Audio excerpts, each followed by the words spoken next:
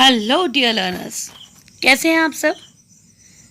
आज मैं आपके सामने एक नया वीडियो लेके आई हूँ जिसके बारे में हम पहले भी बात कर चुके हैं।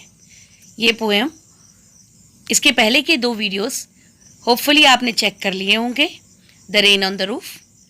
तो the rain on the roof के आज हम डिस्कस करने जा रहे हैं इस वीडियो में कुछ questions, additional extra questions, NCERT questions के अलावा।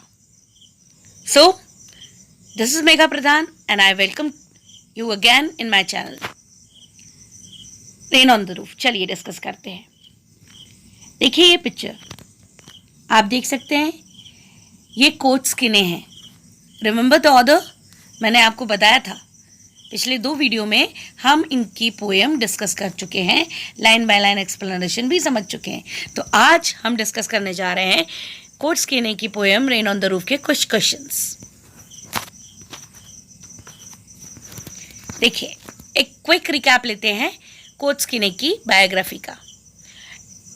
बर्थ नवंबर 24, 1826 एंड डेथ जनवरी 25, 1904।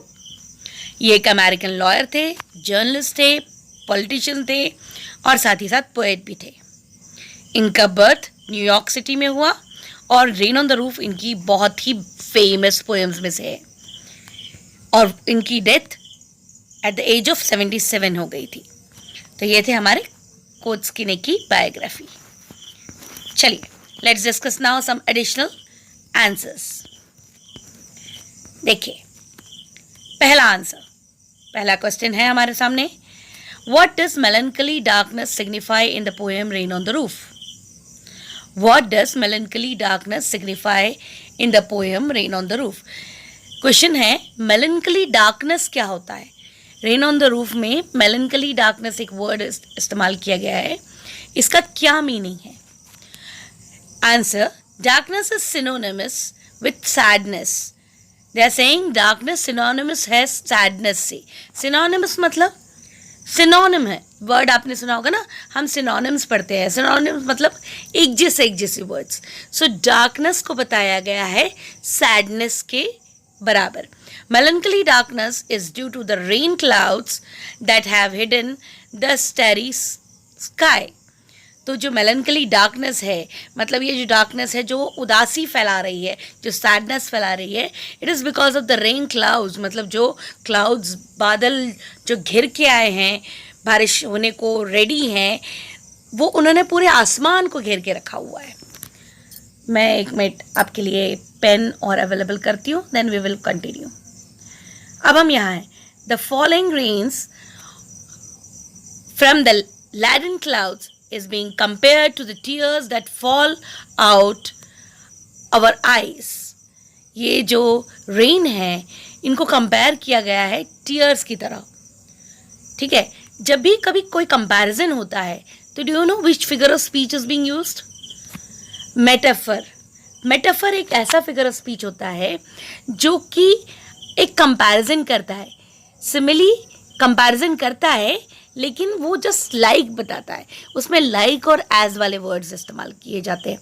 लेकिन यहाँ पे जो रेन है उसको टीयर्स के बराबर बताया गया है। टीयर्स मतलब आंसू, जो आंसू होते हैं उनके बराबर बताया गया है, इसलिए यहाँ पे एक फिगर ऑफ स्पीच इस्तेमाल किया गया है, metaphor. So the falling of rains from the laden clouds is being compared to the tears that fall out our eyes। In both the situations, heaviness is being released। So last line क्या बताती है, दोनों ही conditions में heaviness release होती है। जब भी आप रोते हैं तब भी आपका मन हल्का होता है, और जब बारिश होती है तो जो बादल heavy clouds चढ़ते हैं वो भी release होते हैं। ठीक है, सो होपफुली आपको पहला क्वेश्चन समझ में आ गया हो। So let us move on to the next question. Why does the poet feel it a bliss to press the pillow. Poet feel करते हैं ब्लिस, ब्लिस मतलब ब्लेसिंग, बहुत ही आनंद अनुभव। टू प्रेस द पिलो मतलब अपने तकिए पे सोने का जो आनंद है, वो फीलिंग यहाँ पे क्वेश्चन में पूछी गई है, वो उनको ब्लेसिंग क्यों लगती है। Answer is when it rains the poet experiences. देखिए, जब भी कभी आप कोई आंसर कर रहे हो ना, तो सबसे पहले इंपॉर्टेंट होता है कि हम उस क्वेश्चन को समझें, उसमें पूछा गया है, उसके अकॉर्डिंग ही हमें आंसर लिखना होता है। कि जैसे उन्होंने कहा है, इस क्वेश्चन में ये पूछा गया है कि आप अपने तकिए पे सो रहे हैं, तो वो एक आनंद अनुभव क्यों है, एक ब्लेसिंग सा हमें क्यों महसूस होता है। तो सबसे पहले हमारे दिमाग में यही आना चाहिए ना। डेफिनेटली जब भी हम आराम करते हैं, जब भी हम सोते हैं, तो ये ऑलरेडी हमारे लिए एक बहुत ही रिलैक्सिंग चीज़ होती है। हम सोते क्यों हैं? अपनी बॉडी को रिलैक्स करने के लिए। तो ये ऑलरेडी एक बहुत ही अच्छी चीज़ है। और उसमें पोएट बताते हैं कि जब एटमॉस्फियर बहुत ही अच्छा हो, जब रेन हो रही हो और हम अपने घर में अपने बिस्तर पर सोए हुए हैं, आराम कर रहे हैं, तो ये एक ब्लेसिंग क्यों है। तो ये अपने आप में वैसे ही एक ब्लेसिंग है। तो let us now discuss the answer. When it rains, the poet experiences lot of happiness as he lies in the comfort of his bed. ठीक है ना, अभी मैंने आपको बताया कि comfort of बेड में है तो ऑलरेडी कंफर्टेबल है। In the cottage listening to the rhythmic beat of the rain drops. Same way मैंने अभी आपको ये भी बताया था कि अगर एटमॉस्फेयर बहुत ही अच्छा है, बहुत ही सुहावना है, तो अगर बारिश बाहर हो रही है और हम अपने बिस्तर पे सोए हुए हैं, तो वो एक बहुत ही आनंद अनुभव होता है, एक ब्लेसिंग की तरह ही है। As a tinkle on the roof top, जो आपकी रेन ड्रॉप्स का साउंड है वो हम रूफ टॉप पे सुनते हैं।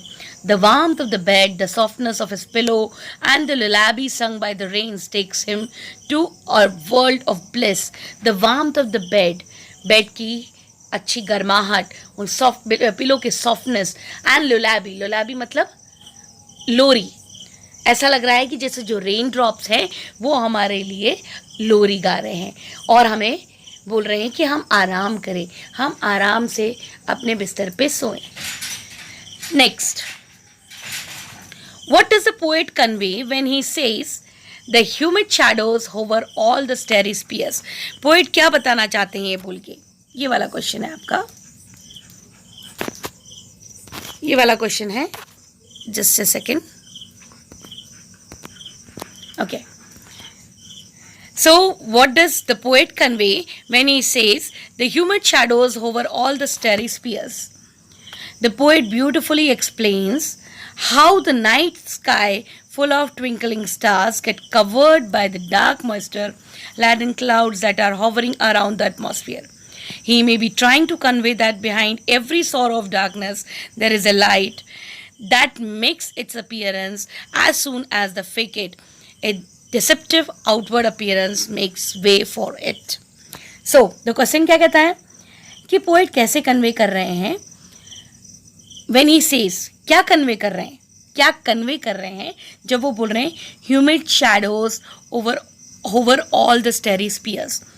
पहले तो मैं आपको इस फ्रेज का मीनिंग ऐसे ही बता दूं कि ह्यूमिड शैडोज मतलब जो क्लाउड्स हैं, जो काले घने बादल हैं, वो सारे आसमान को ढके हुए हैं। जितने भी हमारे स्टार्स हैं या जो कोई भी अपनी सेलेस्टियल बॉडीज़ हैं स्काई में, वो सारी चीज़ें ढकी हुई हैं बाय द क्लाउड्स। जो बारिश होने वाली है उसके पहले जो घने बादल छाते हैं उसके बारे में बताया गया है। सो let us now discuss the answer. The poet beautifully explains how the night sky full of twinkling stars. Poet बहुत ही सुंदर तरीके से एक्सप्लेन करते हैं कि the sky full of twinkling star से भरा हुआ जो आपका बादल हैं, जो आपके आसमान है, स्काई है, covered by the dark moisture laden clouds, भरे हुए बादलों से घिरा हुआ है। मॉइस्चर मतलब पानी से भरे हुए, लैडन मतलब आपके वजनी, जो पानी के कारण जो वजनी बादल हो गए हैं, लैडन क्लाउड्स हैं, and that are hovering around the atmosphere. उन्होंने पूरे एटमॉस्फियर को कवर कर लिया है। He may be trying to convey that behind every sorrow of darkness there is light that makes its appearance as soon as facade, a deceptive outward appearance makes way for it. तो सबसे important line यहाँ पे available है कि क्या convey करना चाहते हैं पोएट कन्वे करना चाहते हैं कि हर दुख के बाद में, हर डार्कनेस के बाद में एक खुशी की किरण हमेशा अवेलेबल होती है। कभी भी कोई दुख हमेशा के लिए नहीं होता, कभी भी कोई परेशानी हमेशा के लिए नहीं होती, इसी तरह से कभी भी कोई अंधकार हमेशा के लिए नहीं होता। जैसे कि अंधकार हटेगा तो सूरज की किरण फिर से आएगी, बादलों का पानी गिरेगा तो चारों तरफ फिर से रोशनी छाएगी। तो इसलिए आपको पोएट ये बताना चाहते हैं कि कोई भी सौरो या डार्कनेस हमेशा के लिए नहीं होता, उसके बाद में हमेशा एक रोशनी की किरण अवेलेबल होती है। तो हमने 3 आंसर्स कंप्लीट कर लिए हैं। Let's move on to the next slide. देखिए, तो 4th क्वेश्चन है हमारा, how does the poet express his sorrow and happiness when he speaks about the rain. Poet कैसे एक्सप्रेस कर रहे हैं उनकी खुशी और उनके गम को जब वो रेन के बारे में बात कर रहे हैं। The humidity of the atmosphere is relatively high as it lingers below the dark skies. The humidity of the atmosphere is relatively high. जब डेफिनेटली जब काले घने बादल हैं और उनमें पानी भरा हुआ है, अभी बारिश नहीं हुई है, तो एटमॉस्फेयर कैसा होता है, हमारा ह्यूमिडिटी वाला होता है, राइट। ये चला गया, रुकिए, हाँ जी। The humidity of the atmosphere is relatively high as it lingers below the dark sky. Lingers below the dark sky. तो ह्यूमिडिटी जो है काफ़ी हो रखी है, क्योंकि अब क्या होने वाला है, बारिश होने वाली है। तो उसके पहले एटमॉस्फेयर कैसा होता है, बहुत ही ह्यूमिड होता है। Though the darkness mourns the melancholic spirit, the soft rain sets in to compensate it with the spirit of peace. The poet suddenly realizes how much joy and pleasure he can attain when he presses his head against his pillow, as he tucks himself into the warmth of the bed amidst the soft summer showers. तो happiness के लिए क्या कह रहे हैं poet कह रहे हैं उनके लिए हैप्पीनेस क्या है, because he is pressing the pillow. वो आराम से अपने बिस्तर में सोए हुए हैं और जो टिंकलिंग साउंड है रेन ड्रॉप्स का, उसको एंजॉय कर रहे हैं। तो ये उनके लिए एक ब्लेस है। ये ऑलरेडी हम ऊपर वाले क्वेश्चन में भी डिस्कस कर चुके हैं कि उनके लिए एक ब्लेस है, वो उनके लिए एक अच्छा ब्लेसिंग है, अच्छी फीलिंग है। तो ये एक हैप्पीनेस का मोमेंट है। और सौरो किसको कहा गया है, सौरो वो टाइम बताया गया है जब बारिश शुरू नहीं हुई है और डार्क क्लाउड्स जो हैं पूरे स्काई को कवर अप करके बैठे हुए, तब वो समय जो है उसको सैडनेस से कंपेयर किया गया है, इसीलिए उस समय वो सौरो है। तो पोएट 2 मोमेंट्स पे, सौरो कब है, जब डार्कनेस ने पूरे आसमान को कवर किया हुआ है, और हैप्पी कब है, जब वो अपने बेड में, अपने कॉटेज में, मतलब अपने रूम में अपने पिलो पर आराम कर रहे हैं। तो that is happiness mood. Hope आपको ये क्वेश्चन समझ में आ गया हो। ये वीडियो थोड़ा सा बड़ा हो सकता है आपके लिए, क्योंकि इसमें हम काफ़ी क्वेश्चंस डिस्कस करने वाले हैं जो एक्स्ट्रा क्वेश्चंस है एनसीईआरटी क्वेश्चंस के अलावा। सो प्लीज़ लास्ट तक सुनिए, it will be fruitful for you. 5th question, according to the poet, what is nature's mood in rainy darkness. Poet का मूड कैसा है रेनी डार्कनेस में, ये पूछा है क्वेश्चन में। कैसा मूड है, एक टाइम पे वो सैड है और दूसरे टाइम पे वो हैप्पी भी है। Let's discuss. According to the poet, nature's mood is one of sadness. The poet relates the darkness in the sky when the dark clouds gather to sadness. The poet says that the darkness in the clouds gently give way to the tears in the form of the rain. So, according to the poet, what is nature's mood in rainy darkness? Sorry, question में पूछा गया है कि poet के हिसाब से nature का mood कैसा है रेनी डार्कनेस में। सो रेनी डार्कनेस में यहाँ पे पोएट की बात चलती है। अगर क्वेश्चन पे पूछा जाता आपसे कि पोएट का मूड कैसा है, तो पोएट का मूड दोनों तरह का है, सौरो भी है और हैप्पी भी है। ठीक है, सौरो जब डार्कनेस पूरी आपके स्काई को कवर अप कर लेता है, लेकिन हैप्पी जब वो अपने ही बेड में आपके पिलो प्रेस कर रहे होते हैं और आराम कर रहे होते हैं। लेकिन यहाँ पूछा गया है कि नेचर का मूड कैसा है, इसलिए क्वेश्चन को अच्छे से पढ़ना है, बहुत इंपॉर्टेंट है, right.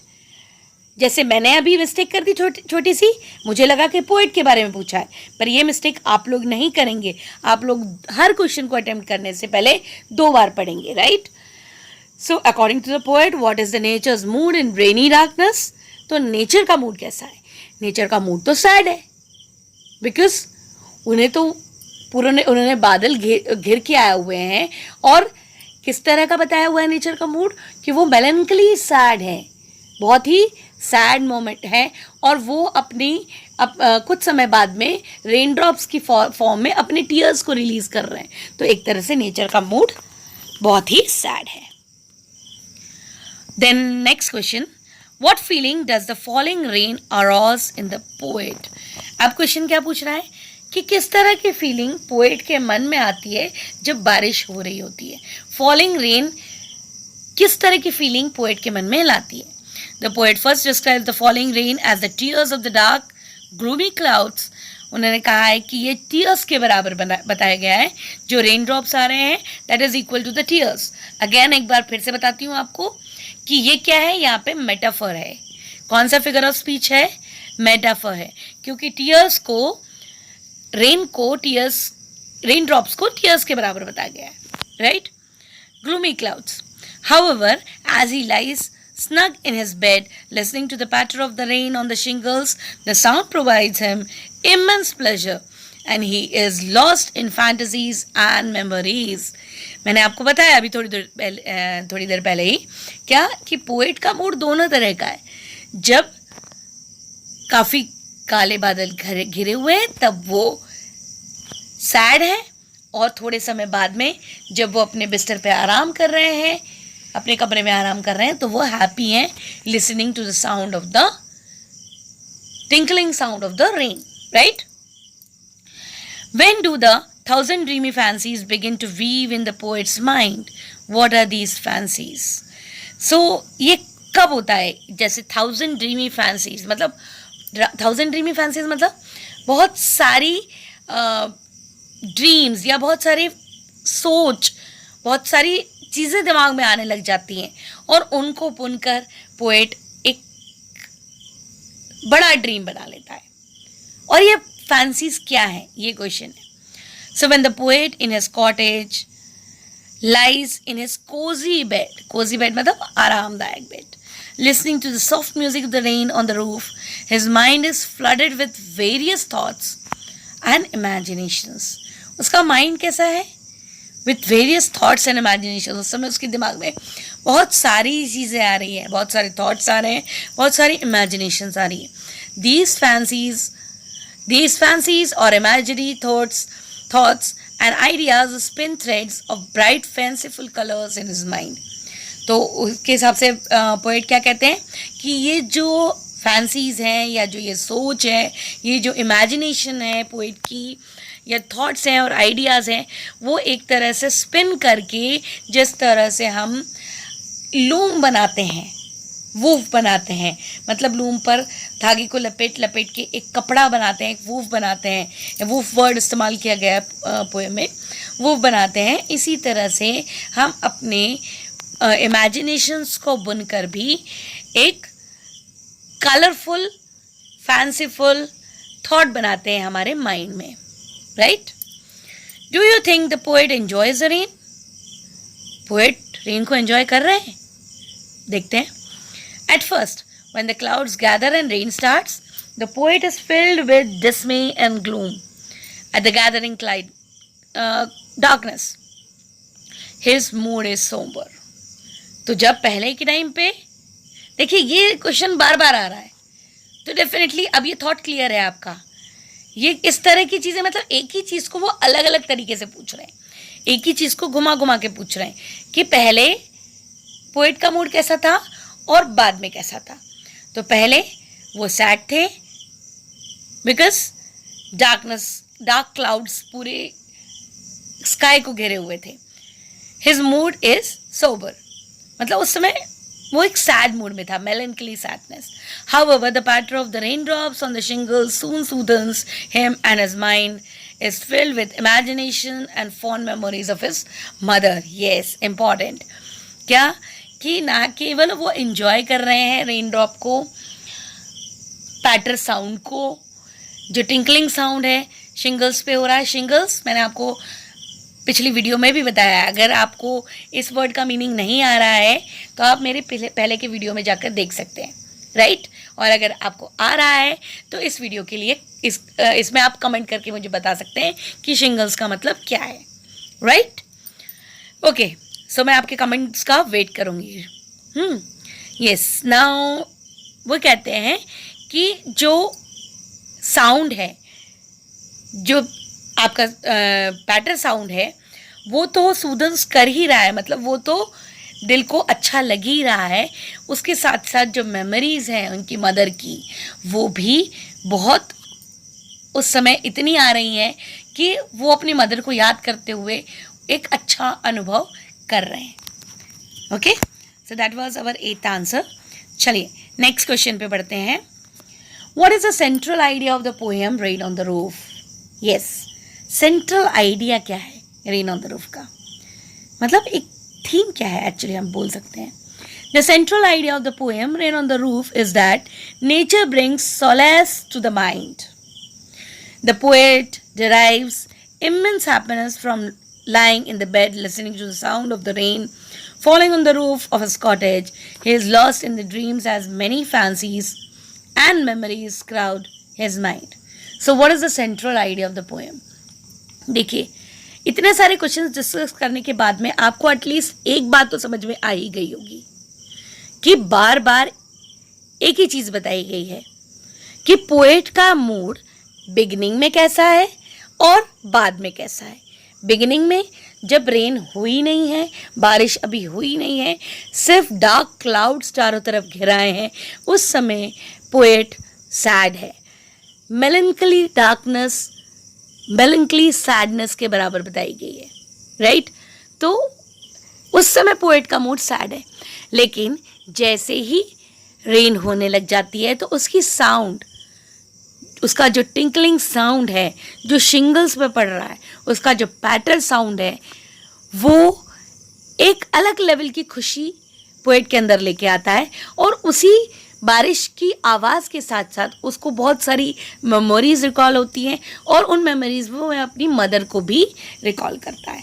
That is the central idea of the poem.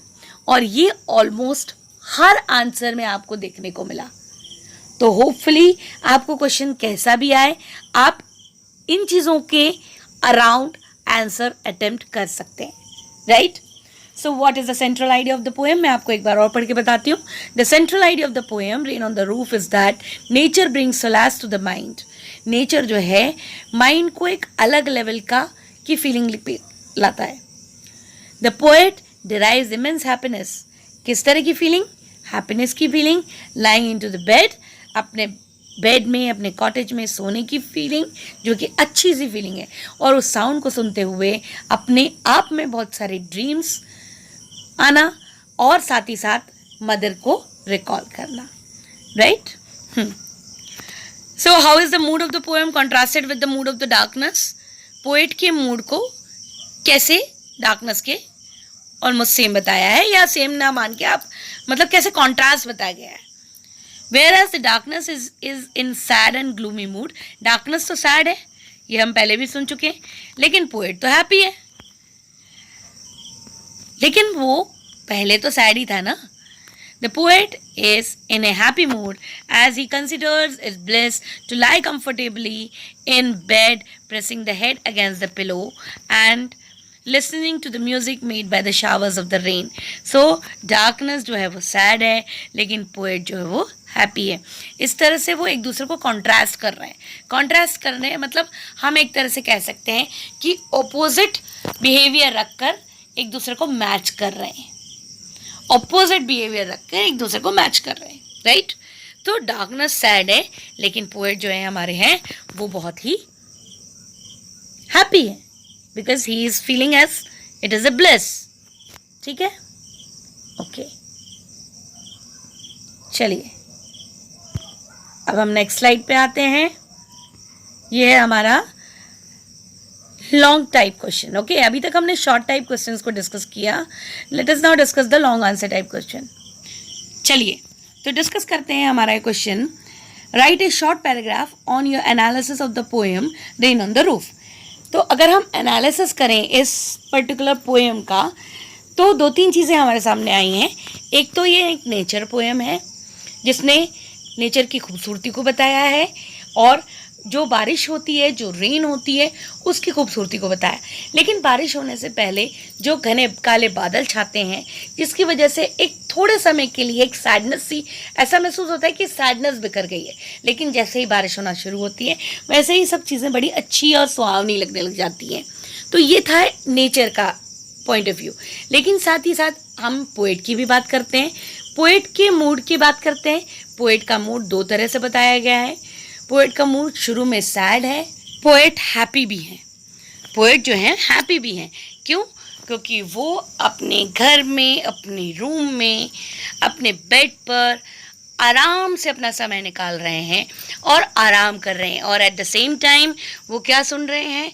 वो जो साउंड है, वो जो रेन की साउंड है, वो जो टिंकलिंग साउंड है जो शिंगल्स पर आ रही है, और जो पैटर साउंड है, वो सुनकर वो एक अलग लेवल का हैप्पीनेस फील करते हैं। और उस टाइम पे उनके मन में बहुत सारी ड्रीम्स आते हैं, बहुत सारे फैंसीज आते हैं, और वो अपनी मदर को भी याद करते हैं। वो सारी मेमोरीज रिकॉल करते हैं जब उनकी मदर उनको सुबह तक सोने देती थी और दूर खड़े होकर हमेशा निहारती रहती थी, पर कभी भी उन्हें डिस्टर्ब नहीं करती थी। तो ये सारी चीज़ें एक इस पूरे पोएम में हमको देखने को मिलती हैं। तो सिर्फ नेचर की ब्यूटी नहीं, उसके साथ साथ पोएट की अपनी मेमोरीज, उसकी भी ब्यूटी आपको इस रेन ऑन द रूफ में मिलेगी। तो just we will read this question. Analysis of the poem rain on the roof. The poem rain on the roof written by Coates Kinney. आपको ये नाम हमेशा याद रखना है, पोएट का नाम कोट्सकिने। ये हमेशा आंसर्स में मेंशन करना होता ही है, इसलिए पोएट्स और ऑथर्स का नाम आप अपने आंसर्स में हमेशा रखें। यह आपके लिए हमेशा बेनिफिट देगा। ठीक है, चलिए। The poem The Rain on the Roof written by Kotskinne is very different from the popular genre of poems that speak about the rain. In this poem, the poet is referring to the joys and the happiness that this natural phenomena unfolds as it makes an appearance upon the earth. It is with a lot of apprehension that one welcomes the rain, afraid of havoc it may cause. People react differently to the arrival of the rain. The farmer is happy while the homeless tramp, a person who travels from place to place, does not welcome it with joy. He therefore enumerates both joy and sorrow in the poem. Rain is universally loved by little children who are unmindful of the miseries of the life. That is why, even as he ages, rain quite naturally brings with it sweet memories of his childhood in which his mother played a prominent role. All sorrows are forgotten as soon as his mother appears in his thoughts and dreams. Reminiscing about his past, he listens to the pitter-patter of the rain and transports himself into a world of bliss. तो ये जो हमारी poem है rain on the roof, ये एक अलग poem है। ये बहुत ही ब्यूटीफुल प्रेजेंटेशन है कोट्सकिने का, जिसमें ये जॉय और हैप्पीनेस के साथ साथ सैडनेस भी बता रहे हैं। क्योंकि उनका कहना है कि रेन जो है, अलग अलग लोग अलग अलग तरह से उसको लेते हैं। कुछ लोग बहुत खुश होते हैं रेन के आने पर, एट द सेम टाइम कुछ लोग बहुत दुखी भी होते हैं। जैसे कि उन्होंने कहा कि कुछ लोग वेलकम करते हैं, रिएक्ट डिफरेंटली ना। जैसे कि फार्मर्स हैं, फार्मर्स के लिए रेन बहुत इम्पॉर्टेंट है क्योंकि उनकी खेती होनी है, उनको बारिश होना मतलब एक ब्लेसिंग है। एट द सेम टाइम जो लोग जो नोमैडिक पीपल होते हैं, जो घर जगह जगह ट्रैवल करते हैं, लाइक बंजारे लोग जो होते हैं, जो जगह जगह ट्रैवल करते हैं, उनके लिए रेन बहुत परेशानी वाली चीज़ है, क्योंकि उनको रहने की व्यवस्था खराब करती है, क्योंकि वो टेंट्स में रहते हैं। तो बारिश होगी तो उनके रहने की व्यवस्था अच्छी नहीं होगी, तो जिसकी वजह से वो रेन के आने पर बिल्कुल खुशी जाहिर नहीं करते हैं। इसीलिए यहाँ पर पोएट ने भी दोनों ही फीलिंग्स को हमें दिखाया है कि सॉरो भी है और हैप्पीनेस भी है। इसलिए अलग अलग तरह के लोग अलग अलग तरह की का रिएक्शंस देते हैं। और पोएट की चाइल्डहुड मेमोरीज भी आ जाती हैं।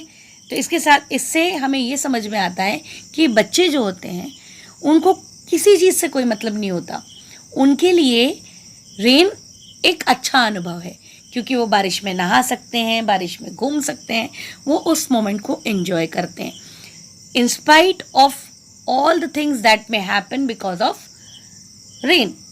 तो ये था आपका analysis of this poem the rain on the roof. तो होपफुली आपको ये वीडियो अच्छा लगा हो। Thank you, bye bye.